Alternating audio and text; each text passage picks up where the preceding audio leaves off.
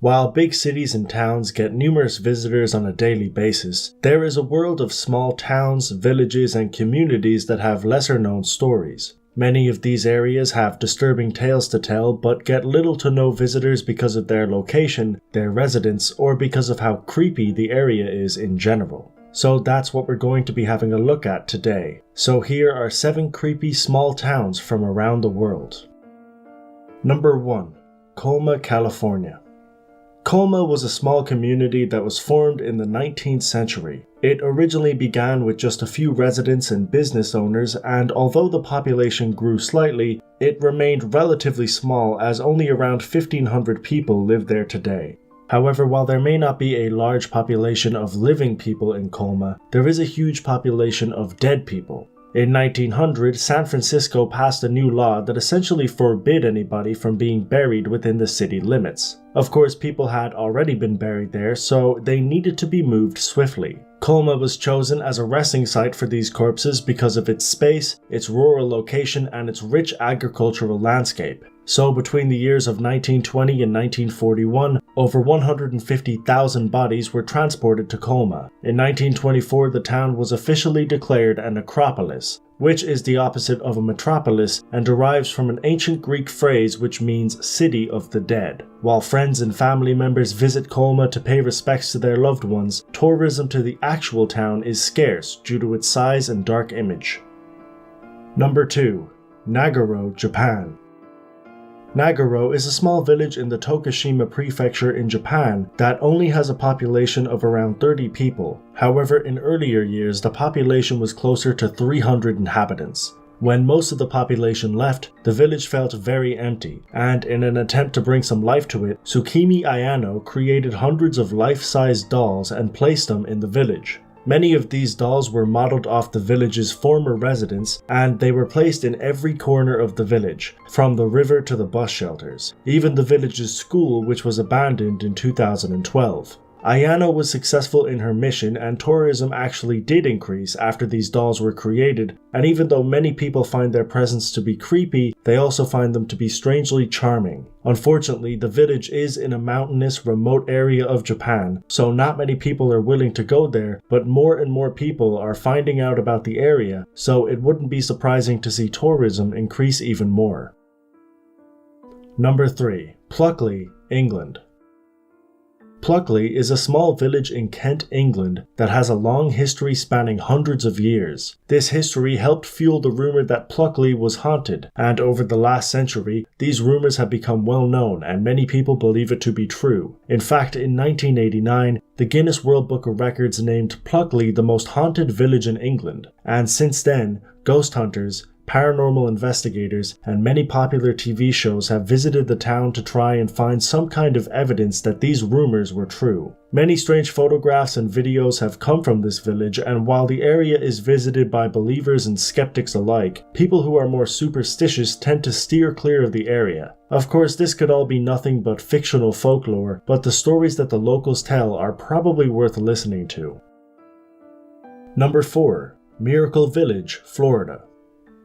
Miracle Village is the nickname given to a small community of people east of Pahokee, Florida, that is essentially in the middle of nowhere. The nearest supermarket is a 40-minute drive away, its surroundings are nothing but miles of fields, and the area has been labeled as the place where no tourist ever goes. Well, there is a reason for the rural nature of this community, as Miracle Village is a safe haven for registered sex offenders. The complex was bought by Richard Withrow, who was a minister who worked in prisons for over 30 years and believed that the punishment for sex offenders was counterproductive. He created Miracle Village as a sanctuary to offenders who had nowhere else to go. And soon, the numbers of this community began to grow. By 2017, the number of residents, including families, had grown to over 200, and Miracle Village became the largest community of sex offenders in the United States. Obviously, this area has spawned an immense amount of controversy for the empathetic way they treat sex offenders, so the area is completely private and isn't accessible to the public. Of course, nobody goes there anyways, but even if they did and tried to enter the community, they would probably be swiftly turned away.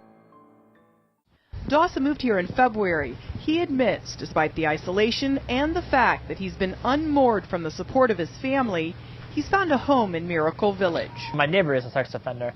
My best friend's a sex offender now. I feel more safe than I could ever be anywhere else, right here. It gives other people who have the label of sex offender a chance to give back in a normal environment. His neighbor Chad Stoffel says even after sex offenders do the time, they still pay for their crime. I think the biggest challenge is just that scarlet letter that's tattooed to your forehead. The 37-year-old former music teacher is on probation for inappropriately touching one of his male students. Number 5. Oradour-sur-Glane, France. Oradour-sur-Glane is a small commune in west-central France that has a dark history. In June of 1944, a division of Nazi soldiers were informed that one of their men had been captured and was being held captive in Oradour-sur-Glane. The reaction from the soldiers was brutal, as they killed 642 of the village's inhabitants in what became known as the Oradour-sur-Glane massacre. The village was almost completely destroyed by the soldiers who burned down the barns where the local men were locked inside of and blew up the village's church, which is where the women and children were locked inside of. What was left of the village was abandoned by the survivors of the massacre for obvious reasons, and after the war, General Charles de Gaulle stated that the village should never be rebuilt, but instead left abandoned as a reminder of the cruelty that was inflicted on the innocent locals. A nearby village was eventually built and given the same name, but the former village is still a haunting sight for anyone who decides to visit. Number 6. Namiya, Japan. Namiya was a town in the Fukushima prefecture of Japan that, in 2010, had a population of over 20,000 people. However, in March of 2011, the town was hit with multiple disasters, beginning with the massive Tohoku earthquake that was followed by a large tsunami. Immediately after this, the nearby nuclear power plant shut down and exploded, causing the entire town of Namiya to be evacuated. The area was essentially a ghost town for a number of years, and residents were unable to return due to the radioactive levels of the town. However, in 2017, these restrictions were lifted on part of the town, but around half of the residents did not return. Today, the area is still quite haunting due to the abandoned buildings and the quiet streets, but decontamination work is being done on the town and a lot of rebuilding is in process, so hopefully this area can get back to the way it once was. Number 7. Hilldale, Utah. Hilldale is an area in Utah that is actually considered to be a city, but with its small population of around 3,000 people and its rural location, most people consider it to be a town or even just a small community. It is an extremely controversial area as it is the home to the headquarters of the FLDS Church, which is a Mormon fundamentalist community that practices polygamy, meaning people in the community will be married to numerous partners at once. Because of the way the FLDS Church treats its members, it has been labeled as a cult and eerily fits the description of one. Its members idolize whoever is the leader at the time and will treat him like a god. The women in the community wear basic, minimalistic clothing and are given tasks that would likely be given to a housewife in the 19th century. The group has been called regressive and backwards, so it's not that surprising that people avoid this area like the plague. Most of the police, government officials, and people of power in the town are also members of the FLDS Church, so if anybody who disagrees with their methods happens to be in their town, they're more than likely in for a bad time. This is the hidden world of the FLDS, one of the largest polygamous groups in the United States, and the kingdom of their leader, the now jailed Warren Jeffs. It doesn't take long to get the message. We are not welcome here. Did they do that because of us? Yeah.